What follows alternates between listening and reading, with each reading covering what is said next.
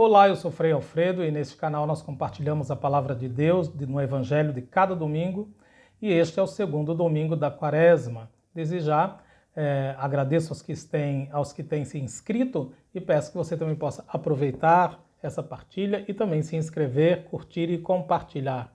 Continuando a nossa jornada quaresmal, que iniciou lá na quarta-feira de cinzas, hoje nós temos um anúncio importante. O rosto de Jesus brilhou como o sol, ficou transfigurado. Mateus 17, de 1 a 9.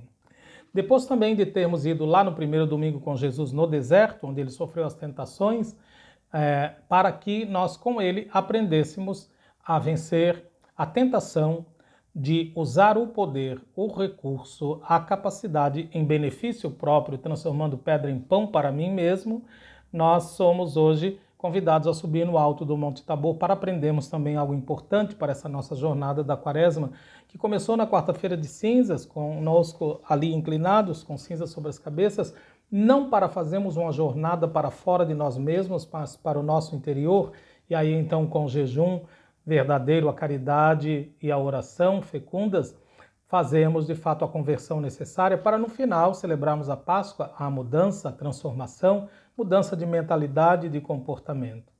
Hoje, então, nesse Evangelho segundo Mateus, primeira coisa que queremos lembrar é que apresenta 4 montes ou montanhas que estão relacionadas entre si, umas com as outras. O Monte da Ressurreição, que corresponde ao Monte das Bem-aventuranças, para que a gente aprenda ali que a prática da mensagem de Jesus torna possível fazer a experiência do Cristo ressuscitado e da vida indestrutível. Depois, o Monte da Transfiguração, o Monte Tabor, que corresponde ao Monte das Tentações, onde o diabo levou Jesus para nos ensinar que a condição divina, segundo o evangelista, não é alcançado através da adoração do poder, como o diabo havia sugerido a Jesus, mas através do serviço e da entrega de si mesmo é que se alcança a condição divina. Jesus tomou consigo Pedro, Tiago e João. É isso que ouviremos neste segundo domingo da Quaresma, dia 5 de março de 2023. São os 3 discípulos mais difíceis, a gente poderia dizer assim, mas também são aqueles mesmos que depois Jesus terá como companheiros, inclusive no momento da paixão. O primeiro é apresentado com o seu sobrenome. O seu sobrenome é como se fosse um apelido, mas um apelido negativo, que significa alguém teimoso, que tem a cabeça dura, que é Simão, que é apresentado com o seu apelido de Pedro, ou sobrenome de Pedro, Simão Pedro.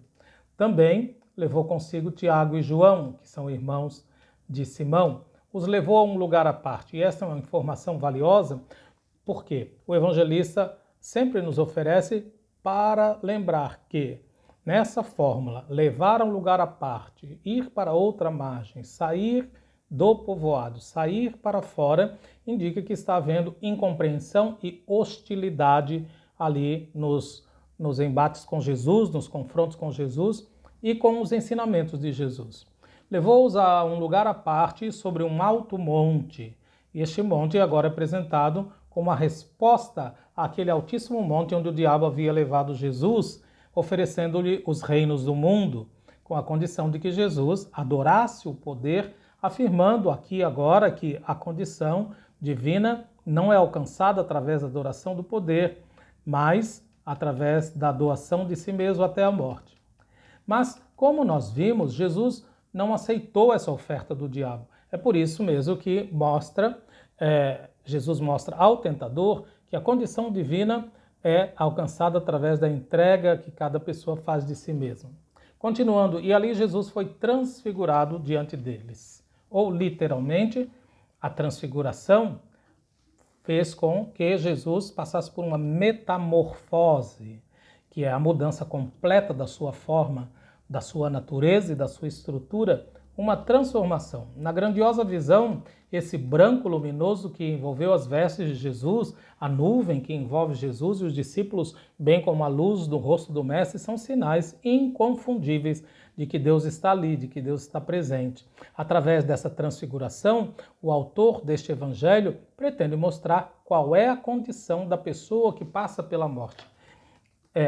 através dessa transfiguração, é isso que ele quer mostrar. É bom lembrar que Pedro, no texto que antecede a este fato, esta cena evangélica no Alto do Tabor, tinha se revoltado contra Jesus quando Jesus lhe comunicou que seria entregue e morto na cruz, porque Pedro não aceitava a ideia de um Messias que morresse.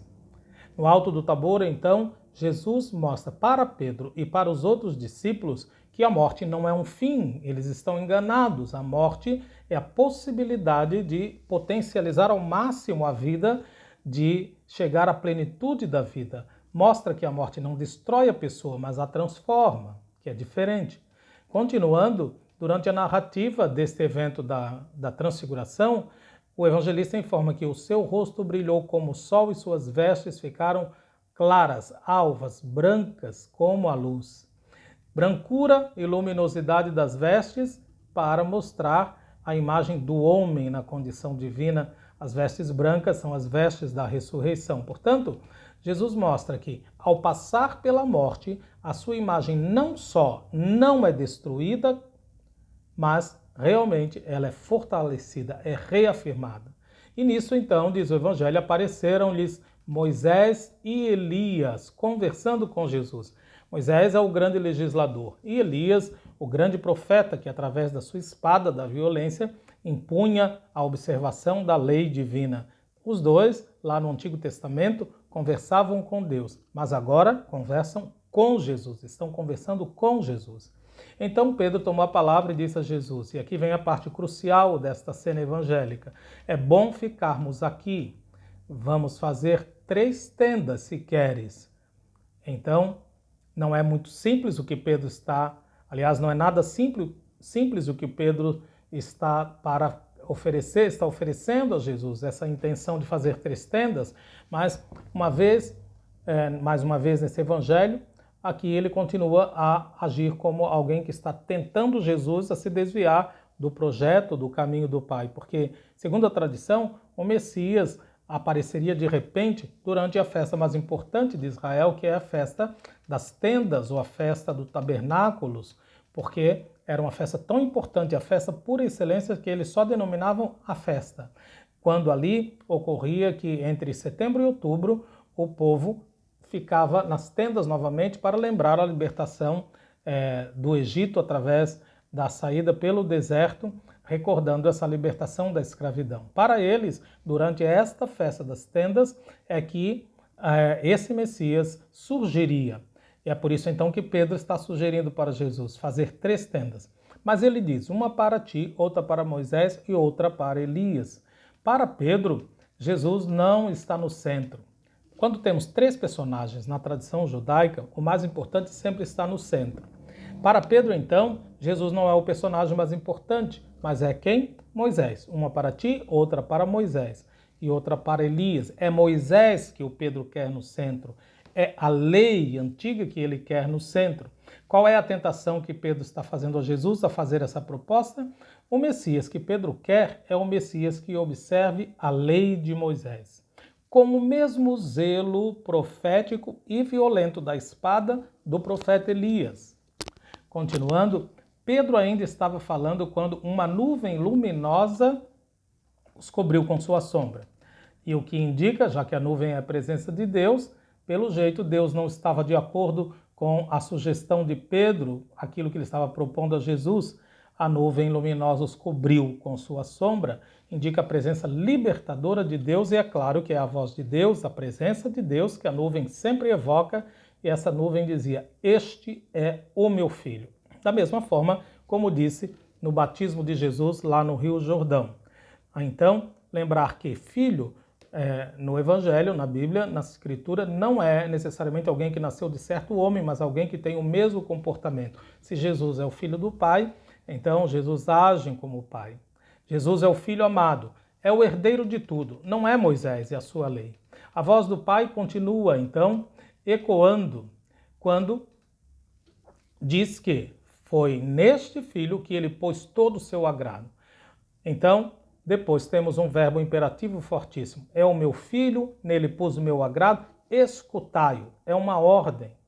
Então, segundo a voz do Pai, e muito mais do que a voz, segundo a ordem do Pai, os discípulos não devem escutar mais nem Moisés nem Elias, nem a lei nem a profecia violenta, mas devem escutar Jesus, que tem a plenitude da vontade divina, da revelação divina.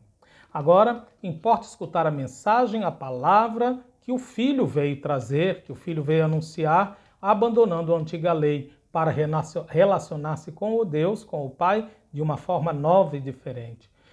Continuando, quando ouviram isso, os discípulos caíram com o rosto por terra e ficaram com muito medo, ou ficaram assustados e perturbados. Na verdade, esta intervenção divina provoca desconforto nesses discípulos e isso é um sinal, na verdade, de que eles estão percebendo um certo fracasso.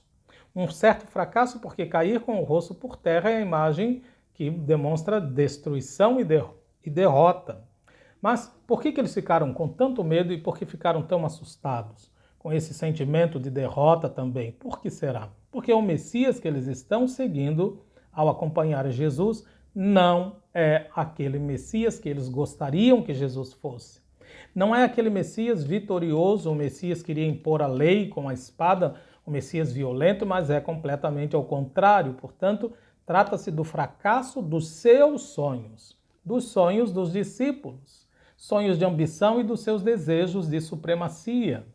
Mas Jesus se aproximou, tocou neles e disse: levantai-vos, não tenhais medo. Que bonito, é uma cena cheia de ternura. Aqui Jesus os toca naquele momento exatamente como tocou os doentes, como tocou os mortos, para ressuscitá-los, para que saiam desse espírito que estão vivendo. O gesto de Jesus é um gesto de acolhida, de calma, de ternura, de cuidado, mas mesmo com este gesto cheio de ternura, de encorajamento da parte de Jesus, a reação dos discípulos ainda é negativa, mais uma vez. Isso fica muito claro quando depois diz o Evangelho que ergueram os olhos e não viram mais ninguém, e não veem mais ninguém porque ainda procuram os pontos de referência da tradição do passado. Não veem mais ninguém. Porque ainda procuram Moisés, a lei que para eles dava segurança. Ainda procuram Elias, o profeta que com seu zelo e através da espada e da violência fez observar a mesma lei. Mas não há mais ninguém. Não há mais Moisés, não há mais Elias, somente Jesus. Que estranho! Não há mais Moisés e Elias, mas somente Jesus. Parece que Jesus não basta. O evangelista quase relutante escreve: e não viram mais ninguém a não ser somente Jesus. Olha, como assim? Não viram mais ninguém a não ser somente Jesus? Somente Jesus já não é o suficiente para eles? Porque eles ainda querem Jesus na linha de Moisés e de Elias. Quando desciam da montanha, Jesus ordenou-lhes, portanto, Jesus lhes dá uma ordem, lhes impõe que não conteis a ninguém esta visão até que o Filho do Homem tenha ressuscitado. Mas uma visão tão maravilhosa dessa não pode ser compartilhada? Não, porque Pedro, Tiago e João, que Jesus tomou consigo e levou para o alto do monte, experimentaram qual é a condição do homem que passa pela morte, que atravessa pela morte.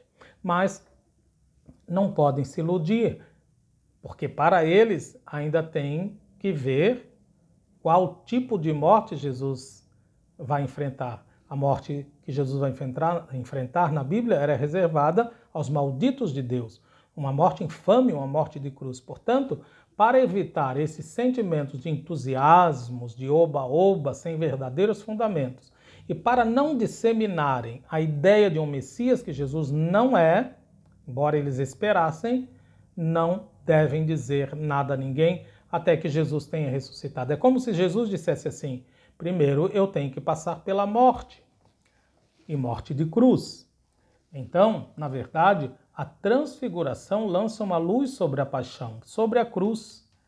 Não uma luz consoladora de quem quer esconder a humilhação, o escândalo atrás da glória, mas a luz que possibilita enxergar em profundidade a grandeza de tudo o que está para acontecer lá no Calvário e no sepulcro vazio 3 dias depois. No Monte das Oliveiras e no Monte Calvário, esses mesmos discípulos dessa vez não vão ver nenhuma luz, nenhum brilho, nenhuma glória, nem muito menos beleza e esplendor para ficarem extasiados. para quererem ficar ali, para instalarem tendas ali. Pelo contrário, eles vão ver apenas as sombras não da transfiguração, mas da desfiguração do próprio Jesus, que tomará também o coração deles essas sombras. E vai levá-los a pensar em construir não 3 tendas para permanecer ali ao lado do seu mestre, mas pensar assim, como é que pode que este homem, como é possível que este homem tomado pela angústia, que este homem suando sangue, não mais transfigurado, mas desfigurado, como é que pode que esse homem seja o Filho de Deus? Como é possível? Como com essa sombra, Pedro e os outros abandonaram Jesus, diferente do que há pouco eles queriam fazer quando Jesus mostrou-lhe a sua glória transfigurando-se. Na verdade, toda essa manifestação de Deus, da glória, do esplendor radiante, se destinavam a outro momento, em outro monte, que é o Monte das Oliveiras, onde Jesus vai se desfigurar, suando, sofrendo. Destinavam-se a um momento da provação.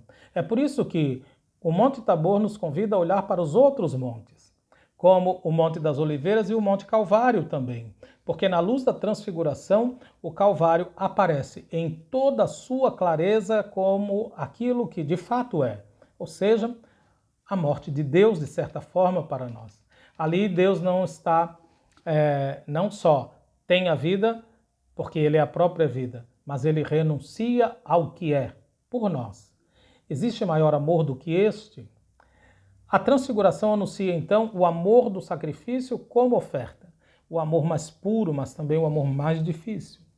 Sem este amor capaz de sacrificar-se, doar-se, sem reclamar ou reivindicar nada em troca, não é possível construir nem a família, nem a sociedade, muito menos relações verdadeiras. Diante desse amor, não tem como não parar, não tem como não maravilhar-se e agradecer ao Pai. Quem ama assim, até o sacrifício de si, faz resplandecer no seu rosto a glória de ser um verdadeiro filho e filha de Deus, verdadeiro irmão e irmã de Jesus, mesmo que este amor, pobre, humilde, humilhado, seja desprezado pelo mundo como fútil e louco. Bom a segunda semana da Quaresma, um abraço e uma bênção.